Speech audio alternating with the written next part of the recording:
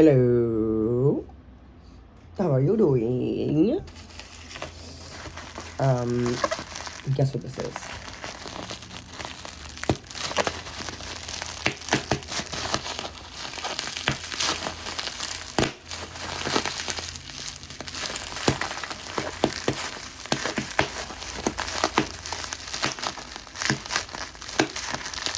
Bet you can't guess.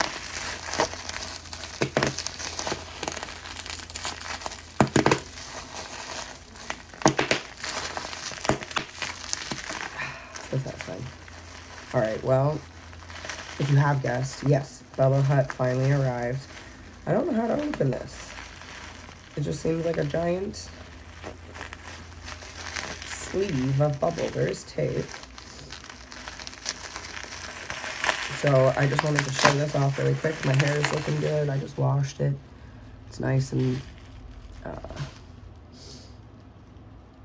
it's dry.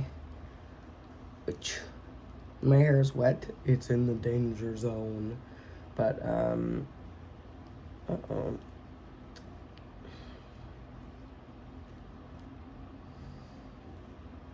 What's going on here?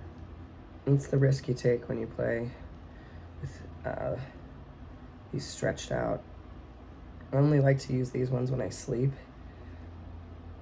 because you can kind of rig them to like work, but not today. We're putting that away. I need to go pick up some more of these. My issue is that when you get more of them, they they just get more, they're too tight, So, oops, here's my hair. And it is just super duper straight. I'll like psych myself out and be like, oh look, there's a little curl there, and it's just from my hair being like coiled up. But yeah, I could like diffuse it. I keep thinking that I'll do that because it just makes it a lot straighter. And people seem to like that straight hair look. So why not? It takes very little effort. I just don't have much hair, but I have a lot more than I used to. Like, I kept like, oh, look at all that. Yeah, I remember in school, like girls braid each other's hair, and all the girls would always be like, what happened? Why don't you have any hair? And it would just be like, I'd feel really bad. It was just like, I don't know, like, it's really fine. Like, my hair is just really, really fine. There's this, there was this movie that I used to watch as a kid, and there's this little girl, and she's always talking about her grandma, and I think her name's, like, Egwene or something. Maybe I'm totally wrong, but it's like one of those, God, oh my gosh, I watched this movie so many times. But anyway, she's like following the string around, and yeah, people would always compare my hair, because my hair is just super fine. Yeah, just really fine. I've definitely worked on thickening it up a lot. Like, for example, I can do this now, pretty much only exclusively. Like, that was all the hair right there. So, and I've had that issue for a long time, but I've been thickening it up here, because I'm like, okay, like this side has gotten a lot thicker, and then this side is still, on the thinner side. You can tell when I pull it up, you're like, oh, okay. But look, that's like fresh hair. I have a lot to be excited about. So anyway, my onion oil's on the way. I'm thinking about hair a lot more, because I've been looking at these pictures of my baby, and she, she was like completely bald for like months, and I just didn't really notice. And now that I have her hair care regimen, kind of dialed in, I'm working on my own, and I'm realizing like, oh wow, I had no idea that she didn't have any hair. And it's just like, I think for a lot of people, you don't really realize your hair is thinning until you see it, and you're like, oh, what? And for me, I've talked about this story many times. I got really frustrated when Brooke was like 2 months old, and I kept like doing this, and I would feel hair like break off when I would do that. So I was like, oh, I'm in trouble. So yeah, this is the Bella Hut, and I think this is my 3rd bottle of the Bella Hut.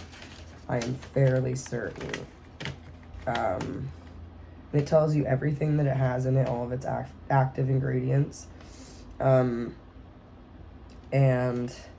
this is the real deal. So I use this. Maybe I have bought more than 3, but I feel like it does last a long time. Because I got my lips done with Restylane in 2021 and basically just used this, and they stayed really plump looking. So I'm gonna get the air out. This is how I do it. I don't know.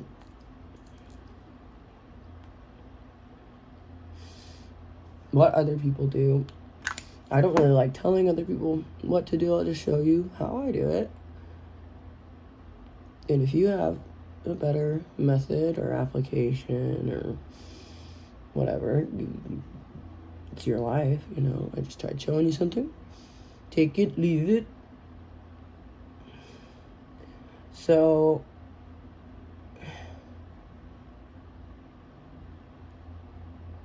I am pretty religious about just using my pinky on my face. I see some people using their other fingers, and I'm just like, how are you doing that? Are you crazy? You're gambling with your life. I would like these. I don't know. Like these, they have so much pressure than you realize because they are your dominant digits, and this little puppy very rarely gets any action. So this is my finger face, my face finger. Writing, drawing, makeuping, massaging, all of, you know, writing, makeup. That's why your pinky's there. It's to hold, you know, rest on your face when you're applying makeup, and it is the lightest touch you will get. There's a lot to be said about facial massage. I've had facial massage for many years, and it's different than getting a facial, you know? Facial massage. Look into it. This really nice lady, Taya, gave me free facial massages. She has a really cool skincare line. Yeah, I just sent her a bunch of customers because people would always ask, oh, who do you go to, you know, to get body work done? And I would just send them to Taya. And, hey, Taya, I hope you're doing well. Taya's amazing. She does Swedish massage, and she does facial massage. There's so many variants in the massage world. Swedish massage is really, really deep tissue.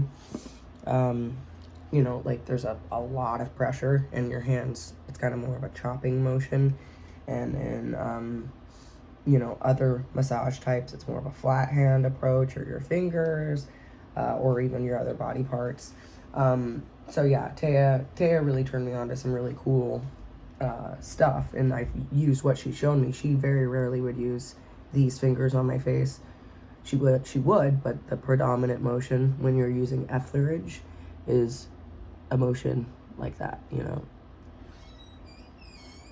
So you're just activating blood flow to your face, choosing where you want it to go, kind of a thing.